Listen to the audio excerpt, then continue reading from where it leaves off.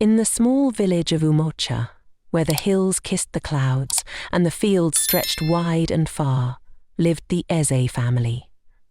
The family was not wealthy in material terms, but they were rich in virtues and contentment.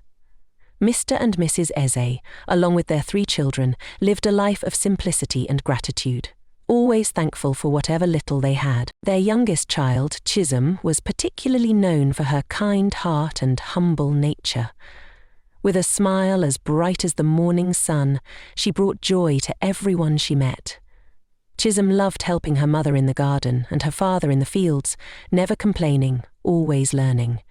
Despite their humble living, the Eze family was often the first to offer help to anyone in need in Umocha. Their home, though small, was always open to visitors, and their meagre food was readily shared. This generosity and humility made them well loved in the village, though they possessed little in the way of earthly goods. One day, as Chisom was returning from the market, she noticed an elderly woman struggling with her heavy bags. Without hesitation, Chisom offered her help. The woman, known as Mama Nkechi, was touched by the young girl's kindness. "Thank you, my child," Mama Nkechi said, her eyes gleaming with unspoken knowledge. "Your family's virtue shines brightly through you. Remember, the universe has a way of rewarding the kind and humble." Chisom smiled and assisted Mama Nkechi all the way to her home. Before she left, Mama Nkechi gave Chisom a small, oddly shaped stone. "Keep this with you, dear. It's a little token of my gratitude." Unbeknownst to Chisom, Mama Nkechi was no ordinary village elder. She was regarded by many as a sage, known for her deep spiritual insight and mysterious gifts. As Chisom placed the stone under her pillow that night, little did she know that this simple act of kindness was about to change her family's fortunes in ways they never imagined. The morning after Chisom helped Mama Nkechi, she woke up feeling unusually refreshed. The stone she had placed under her pillow seemed to radiate a gentle warmth, its surface shimmering slightly in the morning light. Intrigued by this odd phenomenon, Chisom decided to keep the stone with her throughout the day. As Chisom went about her chores, she noticed a series of fortunate occurrences. Her mother's garden, usually modest in its yield, was suddenly bursting with vibrant vegetables and fruits. Her father's small crop of yams, which had been struggling, was now thriving, much to the family's delight. Curious about the sudden change in their fortunes, Chisom wondered if the stone had anything to do with it. That evening she shared her experiences with her family. Mr. Eze, a man of deep faith and wisdom, listened intently to his daughter's story. "It seems you have been blessed, Chisom," he said thoughtfully. "This stone might be more than it appears. Let us keep it safe and see what unfolds." Emboldened by her father's words, Chisom continued to carry the stone with her. The family's luck seemed to turn around completely. Neighbours started coming to them for advice and assistance, drawn by the palpable aura of prosperity and peace that now enveloped the Eze household. Word of the Eze family's changing fortunes spread through the village, attracting the attention of both well-wishers and skeptics. Among them was Mr. Okori, a wealthy landowner known for his cynicism. "Magic stones? Prosperity from nothing? I must see this for myself," Mr. Okori muttered as he decided to visit the Eze family. Upon arriving, Mr. Okori was struck by the genuine happiness and simplicity of the Eze family. Despite their improved circumstances, they remained humble and generous, offering him the best of their food and company. Moved by their kindness and intrigued by the story of the stone, Mr. Okori, who had been planning to invest in a new agricultural project, made a surprising offer. "I have seen many things, but your family's contentment and unity are rare," he said. "I would like to partner with you in a farming venture. I believe together we can achieve great things." With Mr. Okori's proposal, the Eze family stood on the cusp of a new adventure. The prospect of a joint venture with one of the most affluent landowners in the region was both exciting and daunting. However, guided by their inherent humility and the wisdom imparted by the mysterious stone, they agreed to the partnership. The partnership quickly bore fruit. Mr. Okorie provided the land and initial investment, while the Ez family contributed their labour and newly discovered knack for cultivating bountiful crops. Together, they introduced innovative farming techniques that Mr. Okorie had learned from his travels, blending them with the traditional methods the Ezes were familiar with. As the months passed, the farm flourished beyond anyone's expectations.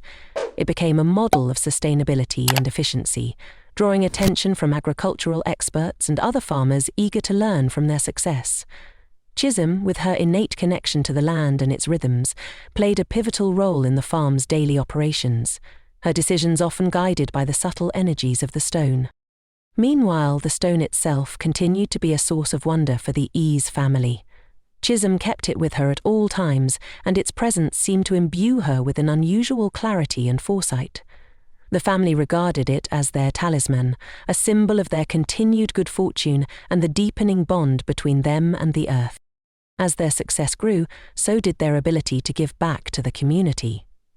True to their nature, the Ezes used their earnings to fund community projects, including a new school and a small health clinic. Their generosity reinforced the love and respect the village people had for them, and Umuoka thrived as a result.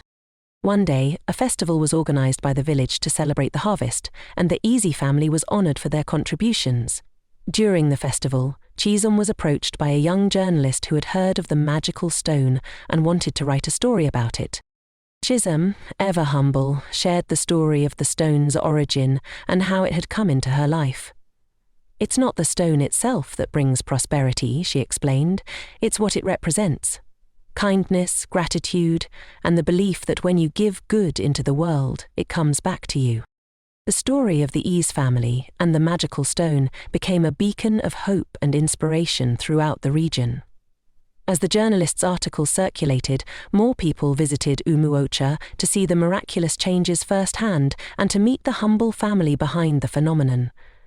The Ezes welcomed everyone with open arms, sharing their knowledge and experiences freely, further solidifying their reputation as benefactors of the community.